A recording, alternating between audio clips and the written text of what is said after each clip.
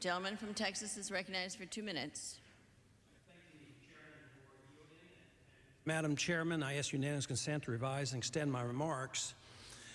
Without objection. Madam Chairman, I rise in opposition to this bill. The President has not asked for this piece of legislation, does not support it. We don't anticipate that it will be passed in the other body. But there's one good part of the bill, and that is the title, Freedom Support. We all support freedom. It's just that this mechanism doesn't support freedom. Really, it undermines the liberties and the taxes of many Americans in order to pump in $1.2 billion into Afghanistan.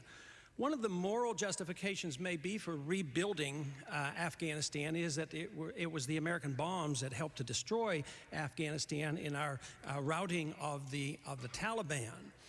But there's a lot of shortcomings in this method. Nation building doesn't work. I think this will fail. I don't think it will help us.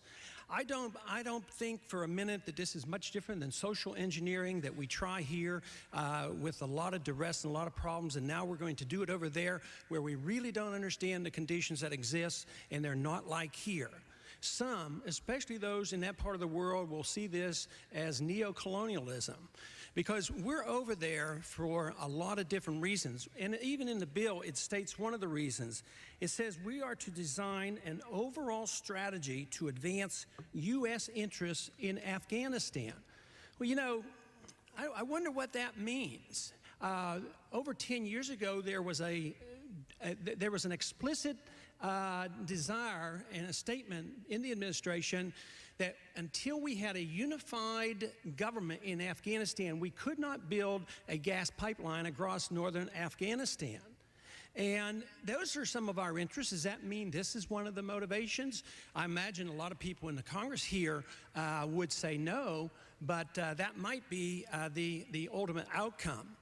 This is said to maybe cut down on drug trade, but the Taliban was stronger against drugs than the Northern Alliance. Gentleman's time has expired. The gentleman from California. Before yielding time, I would like to comment on the previous speaker's observations. It is very much in the U.S. national interest not to allow the Taliban and Al-Qaeda to reestablish their bases in Afghanistan. Unless I am mistaken, it is their activities that resulted in the death of 3,000 of our fellow citizens in New York and at the Pentagon. It is very much in the U.S. national interest to put an end to opium production in Afghanistan. It is very much in the U.S. national interest to have a stable, prosperous